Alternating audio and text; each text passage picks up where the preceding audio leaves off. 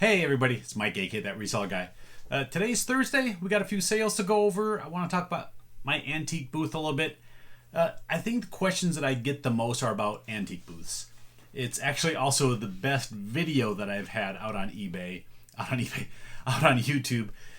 It's the only, I think I have two videos that have over 1,000 views. I know I'm a small channel. I don't get thousands or tens of thousands of views, at least not yet. Hopefully someday I'll be there. But one of the ones that gets the most is one where I talk about antique booths. I think there's a lot of curiosity around it. I've talked about it several times. I've talked about my booth. I'm working on some more tips and hints for another video that I'll be doing separately. But I want to talk about mine in particular today, what I sold this last couple weeks, and what maybe you can do to be a little bit more successful in just a couple little minutes here at the end of the video. So we'll go over sales first, then we'll get into that a little bit. And I think that's about it for today. It's not going to be too long of a video. So yeah, let's slide over and do my intro.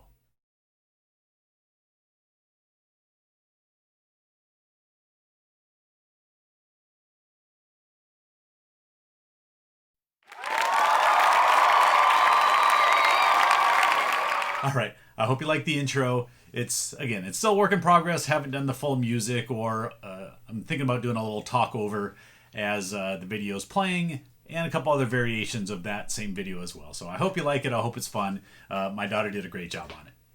All right, today for sales, we sold, I think it was about 7 or 8 items, about $140, $150. Not a crazy day. That even included a couple orders that came in this morning that I'm including in today's total because I got it all shipped out already. So yeah, let's get going on these. The first one is a Cascade lacrosse helmet. I picked up a couple of these over the last week or two. Just got them listed last week, and the first one sold. I don't pick these up if I'm paying more than, say, $7 maybe at the most, but most of the time you're getting them for $4 or $5. This one sold for $29.99 plus shipping. The next item is this really cool vintage photo. It's Dick Butkus from the Chicago Bears. He played back in the 60s and probably early 70s. Had this in my store for quite a while. Finally got a sale on it, and it went for $24.99 with free shipping. Now, it did have to go priority. Once you hit a certain length of a tube, you have to ship it priority. So it did cost me like $7 and change. This one had free shipping. So I probably only netted maybe $10, $12 on this one, but it's been in my store a long time, so I'm happy to get it moved out. The next item is this Rawlings baseball. This is a commemorative ball from an All-Star game, I think 2002. Picked it up in a bag of baseballs that I got, I think it was last week. This one had an X through the logo for some reason. I don't know if this was used at the game and they X'd them all out afterwards. I don't know, but it's a baseball. It sold for $9.99 plus shipping. The next item was another pack of these Avery business cards. I picked up 9 boxes of these for $2 a piece.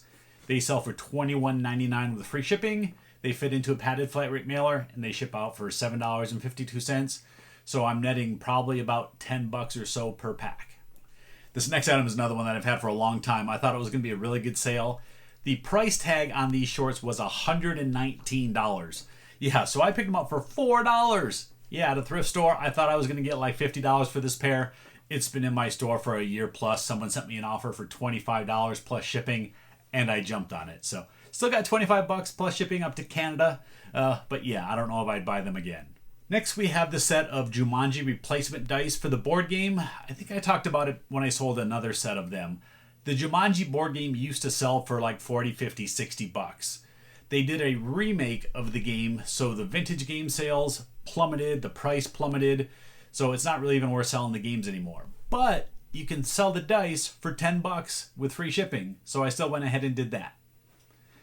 The last item is a baseball. The picture here shows a bunch of them in here, but someone just wanted one baseball from this lot.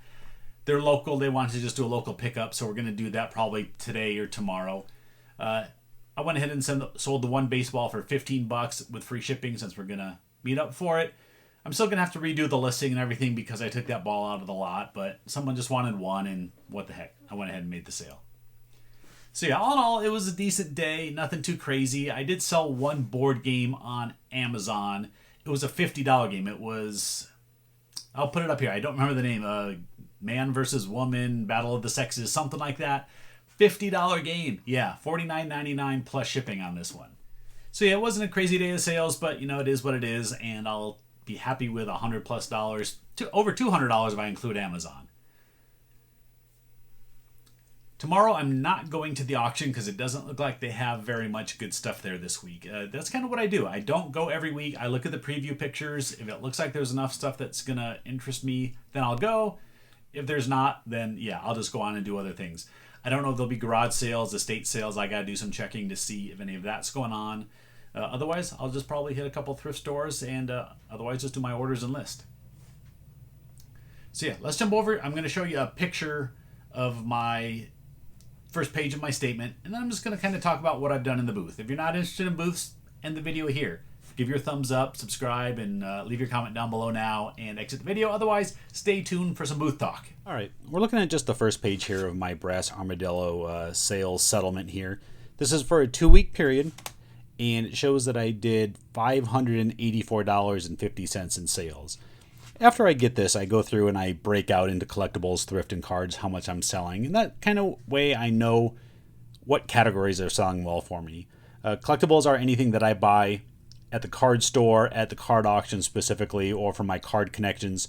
Thrift is obviously from thrift stores or auctions. And then cards is just specifically sports card individual sales. So you can see I did pretty good. Over $100 in just card sales. And most of those cards are dollar cards, maybe $1.50. I do have some that are like $2 and $3, but for the most part, yeah, they're dollar cards. So yeah, total of $584.50 in sales over this 2-week period. The thing that I talk about with booths all the time is have items that are interesting to as many people as possible. Too many booths, you see that people will have just china. So if you have a booth that's just all glassware and china, your market is very, very, very small as to who's going to go into your booth and buy something. Most men are not going to go in there. Most kids are not going to go in there. So yeah, your market is specifically or generally women and towards even older women. So I try to go for the masses. I have sports cards and collectibles which will identify with men and most likely boys. I have pop culture items, and that kind of hits all categories. You know, the pop figures, toys, Lego, all that type of stuff are going to appeal to both boys and girls, men and women, and just teens, tweens, just about anybody that goes by that booth. They're going to see something in there that draws their attention, whether it's a bobblehead, a team logo of some sort, the Lego symbol, pop figures. People are going to stop and even just take a look. Even if they don't go in the booth, they're probably going to stop and take a look at what's there. And that's what I'm looking for. Just get somebody's attention for that second to where they might look at an item and pick it up and make that decision to buy it. I go through these antique malls all the time, and I just walk down aisles and aisles and aisles, and there's nothing that draws my attention to make me go into somebody's booth. So my one big piece of advice is, if you are having an antique booth or you're thinking about getting an antique booth, have items in there that are going to draw people's attention to the wide market of people, not just one category. There are cases where you can still do fine. You can still have a great business if you are very specialized. I see people that just sell Pyrex, people that just sell big item furniture, and they do fine. But if you're doing it through thrifting, my guess is that you're going to want to get to the masses. So try to have as much stuff in there as you can that will appeal to everybody. Have an item maybe in the back, maybe something that's super catchy, whether it's a neon light, whether it's a beer sign, whether it's a giant pop figure that's a foot tall, something that's grabbing people's attention and making them look in your booth, because I think that's what's important, is just getting people's eyeballs in there, and then generally they will go in there and take a look, and that's how they'll buy stuff. So yeah, if you want to just pause it on the screen, you can take a look at the stuff I sold.